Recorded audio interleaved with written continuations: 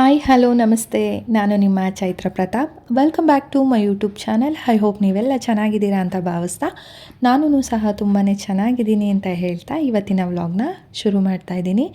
So ಇವತ್ತಿನ vlog ಬಂದು ಒಂದು ಸಂಡೇ ಕಂಪ್ಲೀಟ್ ವ್ಲಾಗ್ ಆಗಿರುತ್ತೆ. ಜೊತೆಗೆ ಅವತ್ತಿನ ದಿನ ನಮ್ಮ ಮನೆಯಲ್ಲಿ ಏನೆಲ್ಲ ಪ್ರಿಪ್ರೇಷನ್ ಮಾಡಿಕೊಂಡೆ ಹಬ್ಬಕ್ಕೆ, ಅಂದರೆ ಮಾರನೇ ದಿನ ಸೋಮವಾರ ಮನೆ ದೇವರ ಹಬ್ಬ ಇತ್ತು. ಹಾಗಾಗಿ ಏನೆಲ್ಲ ಪ್ರಿಪ್ರೇಷನ್ ಮಾಡಿಕೊಂಡೆ ಅನ್ನೋದನ್ನು ಈ ವ್ಲಾಗಲ್ಲಿ ಶೇರ್ ಮಾಡಿದ್ದೀನಿ.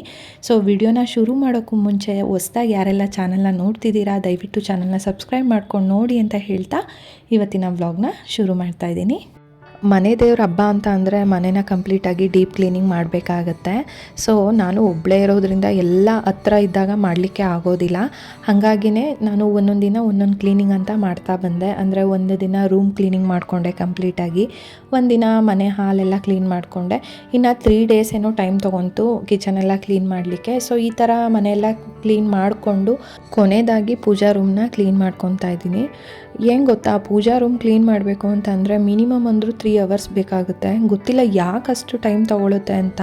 ಪ್ರತಿ ಸಲ ಪೂಜಾ ರೂಮ್ನ ಕ್ಲೀನ್ ಮಾಡುವಾಗ ನಾನು ಟೈಮ್ ನೋಡ್ಕೊತೀನಿ, ಅಂದರೆ ಶುರು ಮಾಡೋಕ್ಕೂ ಮುಂಚೆ. ಬಟ್ ಆದರೆ ಎಲ್ಲ ಕಂಪ್ಲೀಟ್ ಆಗೋಷ್ಟರೊಳಗಡೆ ಮಿನಿಮಮ್ 3 ಅವರ್ ಅಂತೂ ಹಾಗೇ ಆಗಿರುತ್ತೆ. ಸೊ ಗೊತ್ತಿಲ್ಲ, ಅಂದರೆ ಪೂಜಾ ರೂಮ್ ಅಂದರೆ ಸ್ವಲ್ಪ ಎಕ್ಸ್ಟ್ರಾ ಕೇರಿಂಗಿಂದ ನೀಟಾಗಿ ಎಲ್ಲ ಮಾಡ್ಕೊಂಬರ್ತೀವಲ್ಲ, ಅದಕ್ಕೋ ಏನೋ ಗೊತ್ತಿಲ್ಲ, ಅಷ್ಟು ಟೈಮ್ ಅಂತೂ ಹಾಗೇ ಆಗುತ್ತೆ. ಸೊ ಇನ್ನು ಸಿಲ್ವರ್ ಅಂತೂ ಯೂಶಲಾಗಿ ನಾನು ಫಸ್ಟು ಸಬೀನಾ ಪೌಡರಿಂದ ನೀಟಾಗಿ ವಾಶ್ ಮಾಡ್ಕೊತೀನಿ.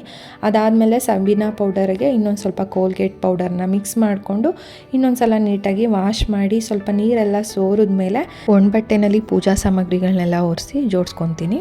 ಸಿಲ್ವರ್ ಪೂಜಾ ಐಟಮ್ ಏನಿದೆ ಪ್ರತಿದಿನ ಬಳಸೋದ್ರಿಂದ ಅದನ್ನು ನಾನು ಆದಷ್ಟು ಪ್ಲೈನಲ್ಲೇ ತೊಗೊಂಡಿದ್ದೀನಿ. ಡಿಸೈನ್ ಎಲ್ಲ ನಾವು ಪ್ರತಿದಿನ ಯೂಸ್ ಮಾಡ್ತೀವಿ ಅಂತಂದರೆ ಕೊಳೆ ಕೂರೋ ಅಂಥ ಸಾಧ್ಯತೆಗಳಿರುತ್ತೆ ಜಾಸ್ತಿ. ಅಂದರೆ ನಾವು ಧೂಪ, ಗಂಧದ ಕಡ್ಡಿ ಇದನ್ನೆಲ್ಲ ಹಚ್ಚಿದಾಗ ಸ್ವಲ್ಪ ಡಿಸೈನ್ ಏನಿರುತ್ತೆ ಅದ್ರ ಮೇಲೆಲ್ಲ ಕೊಳೆ ಕೂತ್ಕೊಳ್ಳುತ್ತೆ. ನಮ್ಗೆ ಅದನ್ನು ಕ್ಲೀನ್ ಮಾಡ್ಕೊಳ್ಳೋದಕ್ಕೆ ಕಷ್ಟ ಆಗುತ್ತೆ. ಒಂದು, ನಾವು ಎಷ್ಟೇ ಕ್ಲೀನ್ ಮಾಡಿದ್ರೂ ಅಲ್ಲಲ್ಲಿ ಸ್ವಲ್ಪ ಕೊಳೆ ಅನ್ನೋದು ಕೂತ್ಬಿಟ್ಟಿರುತ್ತೆ. ಸೊ ಈ ಥರ ನೋಡಿ, ಆದಷ್ಟು ಎಲ್ಲ ಪ್ಲೈನಲ್ಲೇ ನಾನು ಸಿಲ್ವರ್ ಐಟಮ್ಗಳನ್ನ ಇಟ್ಟಿರೋ ಅಂಥದ್ದು. ಸ್ವಲ್ಪ ಕಾಮಾಕ್ಷಿ ದೀಪ ಏನಿದೆ ಅದು ಪೂರ್ತಿಯಾಗಿ ಪ್ಲೈನಲ್ಲಿ ಬರೋದಿಲ್ಲ. ಸೊ ಲಕ್ಷ್ಮಿ ಇರುತ್ತಲ್ವ ಅಂಥ ಕಡೆ ಎಲ್ಲ ಸ್ವಲ್ಪ ಒಂದು ಸಾಫ್ಟ್ ಬ್ರಷ್ ಬರುತ್ತಲ್ಲ ಅದರಿಂದ ನಾನು ಕ್ಲೀನ್ ಮಾಡ್ಕೊತೀನಿ. ಸೊ ಆವಾಗ ಒಳ್ಳೆ ಏನೇ ಇದ್ರೂ ಅದೆಲ್ಲ ನೀಟಾಗಿ ರಿಮೂವ್ ಆಗುತ್ತೆ.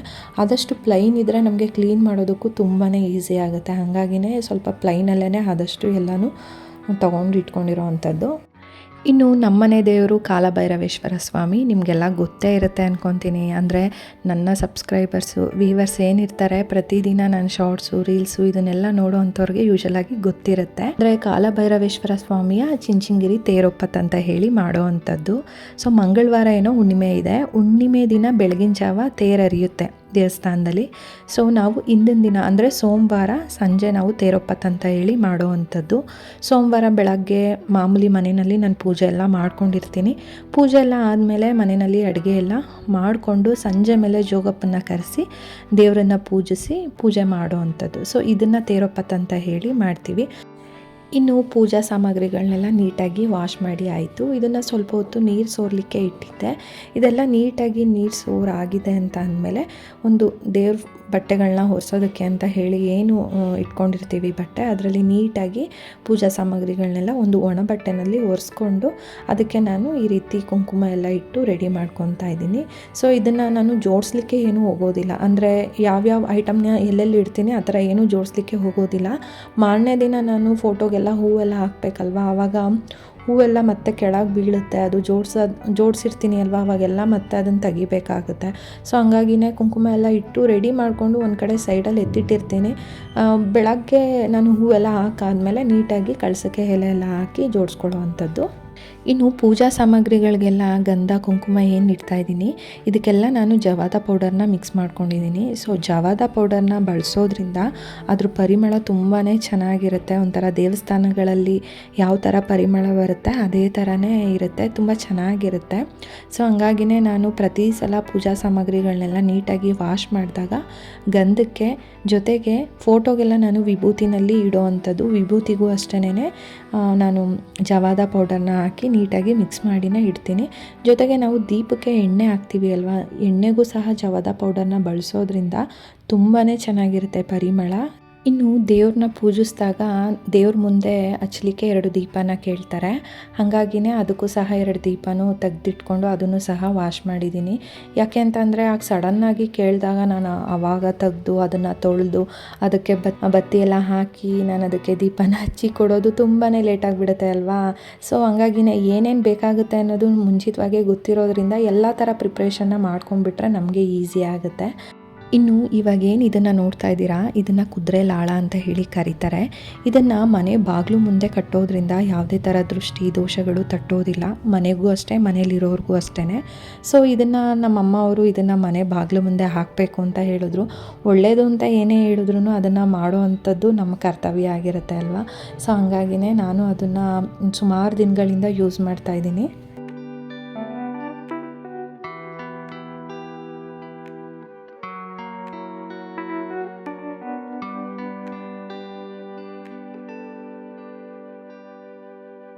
ಸೊ ಫೈನಲಿ ಪೂಜಾ ರೂಮೆಲ್ಲ ಕ್ಲೀನ್ ಆಯಿತು. ತುಂಬ ಹೊತ್ತೇ ಟೈಮ್ ಹಿಡಿತು ಅಂತಲೇ ಹೇಳ್ಬೋದು. ಆದರೆ ಒಂಥರ ಮನ್ಸಿಗೆ ಸಮಾಧಾನ ಆಗುತ್ತೆ ಕೆಲಸ ಎಲ್ಲ ಮುಗಿದ ಮೇಲೆ. ಸೊ ಇನ್ನೂ ಟಿಫನ್ ಅಂತೂ ಮಾಡಿರಲಿಲ್ಲ. ಸಿಕ್ಕಾಪಟ್ಟೆ ಹೊಟ್ಟೆ ಹಸಿವಾಗ್ತಾಯಿತ್ತು. ಆಲ್ರೆಡಿ ಟೈಮ್ ತುಂಬಾ ಆಗಿತ್ತು.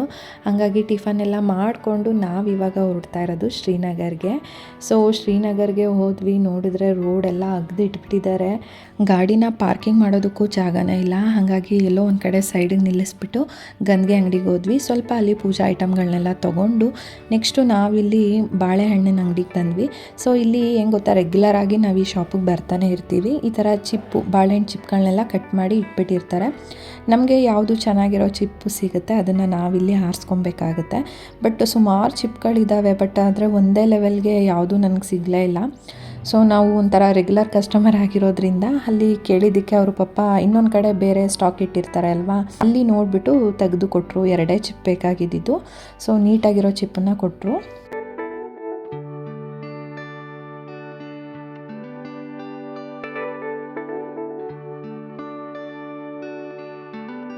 ನೆಕ್ಸ್ಟು ನಾನು ಹೋಗಿದ್ದು ತರಕಾರಿಗಳನ್ನ ತೊಗೊಳೋದಕ್ಕೆ. ಇನ್ನು ಹಬ್ಬದ ದಿನ ನಾನು ತರಕಾರಿಗಳನ್ನೆಲ್ಲ ಹಾಕಿ ಸಾಂಬಾರೇನು ಮಾಡಲಿಕ್ಕೆ ಹೋಗೋದಿಲ್ಲ. ಬಟ್ ಆದರೆ ಜೋಳಿಗೆಗೆ ತುಂಬೋದಕ್ಕೆ ತರಕಾರಿ ಬೇಕಿತ್ತು. ಜೊತೆಗೆ ಮನೆಯಲ್ಲೂ ಸ್ವಲ್ಪ ತರಕಾರಿಗಳೆಲ್ಲ ಖಾಲಿ ಆಗಿತ್ತಲ್ವ, ಹಾಗಾಗಿನೇ ಎಲ್ಲ ಒಟ್ಟಿಗೆ ತೊಗೊಳ್ಳೋಣ ಅಂತ ಹೇಳಿ ತರಕಾರಿಗಳನ್ನೆಲ್ಲ ತೊಗೊಂಡೆ.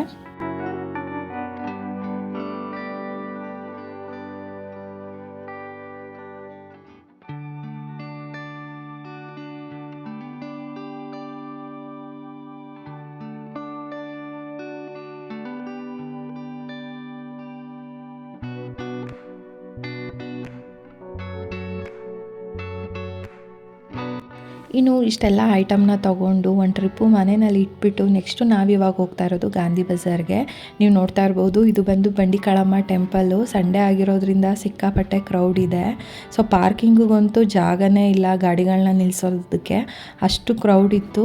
ಸೊ ನಾವಿವಾಗ ಗಾಂಧಿ ಬಜಾರ್ಗೆ ಏನಕ್ಕಪ್ಪ ಹೋಗ್ತಾ ಇದ್ದೀವಿ ಅಂತ ಅಂದರೆ, ಪ್ರತಿ ವರ್ಷ ನಾವು ಚಿಂಚನಗಿರಿ ತೇರೊಪ್ಪತ್ತು ಮಾಡೋ ಟೈಮಲ್ಲಿ ಸೊ ಒಂದು ಹಾರ ಬೇಕಾಗುತ್ತೆ, ಸ್ವಲ್ಪ ಕಟ್ಟಿರೋ ಹೂವು, ಬಿಡಿ ಹೂವು, ಈ ಥರದ್ದೆಲ್ಲ ಬೇಕಾಗುತ್ತೆ ಅಲ್ವಾ. ಹಾಗಾಗಿ ರೆಗ್ಯುಲರಾಗಿ ತಗೊಳ್ಳೋ ಅಂತ ಶಾಪಿಗೆ ಹೋಗ್ತಾ ಇದ್ದೀವಿ. ಆರ್ಡರ್ ಕೊಟ್ಬಿಟ್ರೆ ಹಾರನ ಸಂಜೆ ಅಷ್ಟರೊಳಗಡೆ ಅವರು ನೀಟಾಗಿ ಫ್ರೆಶ್ ಆಗಿರೋ ಹೂವನ್ನ ತಂದುಕೊಡ್ತಾರೆ. ಹಾಗಾಗಿನೇ ಸರಿ ಅವ್ರಿಗೆ ಹೇಳ್ಬಿಟ್ಟು ಬರೋಣ ಅಂತ ಹೇಳಿ ಹೊರಟ್ವಿ. ಬಟ್ ಆದರೆ ಗಾಂಧಿ ಬಜಾರ್ ಸರ್ಕಲಲ್ಲಿ ಒಂಚೂರು ಮುಂದೆ ಬಂದರೆ ಅಣ್ಣಮ್ಮ ಮತ್ತಿನ ಬಂಡಿಕಾಳಮ್ಮನ ದೇವ್ರನ್ನ ಕೂರಿಸಿದ್ರು. ದೇವ್ರು ಏನು ಕೂರಿಸಿದ್ದಾರೆ ಅದ್ರ ಪಕ್ಕದಲ್ಲೇ ಅವ್ರ ಶಾಪ್ ಇದ್ದಿದ್ದು. ಬಟ್ ಆದರೆ ಆ ಶಾಪ್ ಕ್ಲೋಸ್ ಆಗಿತ್ತು. ಹಾಗಾಗಿ ಸರಿ ಸಂಜೆ ನೋಡಿದ್ರೆ ಆಗುತ್ತೆ ಅಂದ್ಬಿಟ್ಟು ಹಾಗೆ ಗಾಂಧಿ ಬಜಾರಲ್ಲೇ ಸ್ವಲ್ಪ ಕಟ್ಟಿರೋ ಹೂವು, ಬಿಡಿ ಹೂವು ಇದಿಷ್ಟನ್ನು ತೊಗೊಂಡ್ವಿ. ಹೇಗೆ ಅಂದರೆ ರೆಗ್ಯುಲರಾಗಿ ನಾವು ಅಲ್ಲಿ ಫಿಕ್ಸ್ ಆಗಿಬಿಟ್ಟಿರ್ತೀವಿ ಅಲ್ವಾ, ಅಲ್ಲೇ ತೊಗೊಂಡು ಸೊ ಅಲ್ಲೇನಾದರೂ ಕ್ಲೋಸ್ ಆಗಿದೆ ಅಥವಾ ಅವ್ರಿಲ್ಲ ಅಂತ ಅಂದರೆ ಕೆಲವೊಂದು ಟೈಮು ಒಂಥರ ಏನು ಮಾಡಬೇಕು ಅಂತಲೇ ಅನಿಸೋದಿಲ್ಲ. ಅಂದರೆ ಬೇರೆ ಕಡೆ ತೊಗೋಬೋದು, ಬಟ್ ನಮ್ಗೆ ಅಲ್ಲಿ ಒಂಥರ ಸಮಾಧಾನ ಆಗೋದಿಲ್ಲ. ಸರಿ ಸಂಜೆ ನೋಡೋಣ ಬಿಡು, ಇನ್ನೊಂದು ಟ್ರಿಪ್ ಬಂದು ಅಂತ ಹೇಳಿಬಿಟ್ಟು ನೆಕ್ಸ್ಟು ನಾವು ಬಂದಿದ್ದು ಕತ್ರಗುಪ್ಪೆ ಬಟ್ಟೆ ಶಾಪಿಗೆ ಬಂದ್ವಿ. ಸೊ ಯುಗಾದಿ ಹಬ್ಬ ಹತ್ರ ಇದೆ ಅಲ್ವಾ, ಹಾಗಾಗಿ ಸ್ವಲ್ಪ ಬಟ್ಟೆಗಳು ತೊಗೋಬೇಕಿತ್ತು. ಹಾಗಾಗಿನೇ ಬಟ್ಟೆ ಶಾಪಿಗೆ ಬಂದು ಸ್ವಲ್ಪ ಮಕ್ಳಿಗೆ ಏನು ಬಟ್ಟೆ ಬೇಕಾಗುತ್ತೆ ಅದನ್ನೆಲ್ಲ ತೊಗೊಂಡು ರಿಟರ್ನ್ ನಾನು ಮನೆಗೆ ಬಂದ್ವಿ. ಸೊ ನೀವು ನೋಡ್ತಾ ಇರ್ಬೋದು, ತಂದಿರೋಂಥ ಸಾಮಾನುಗಳೆಲ್ಲ ಹಾಗೆ ಇಟ್ಬಿಟ್ಟು ಗಾಂಧಿ ಬಜಾರ್ಗೆ ಹೊರಟ್ಬಿಟ್ಟಿದ್ದೆ ಅಲ್ವಾ.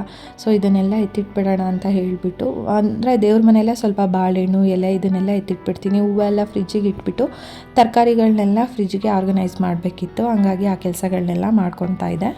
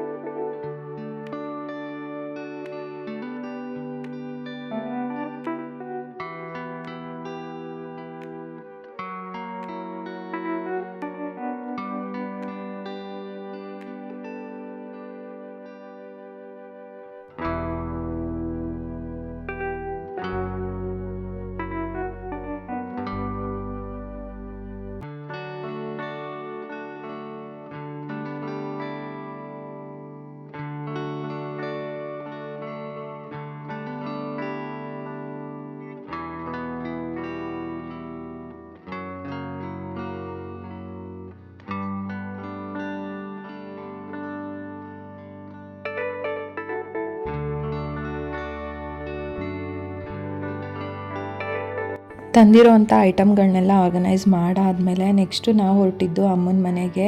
ಸೊ ಟಿಫನ್ ಮಾಡಿದಂತೂ ತುಂಬಾ ಲೇಟಾಗಿತ್ತು, ಹಾಗಾಗಿ ಮಧ್ಯಾಹ್ನದ ಊಟನೂ ತುಂಬಾ ಲೇಟ್ ಆಯಿತು ಅಂತಲೇ ಹೇಳ್ಬೋದು.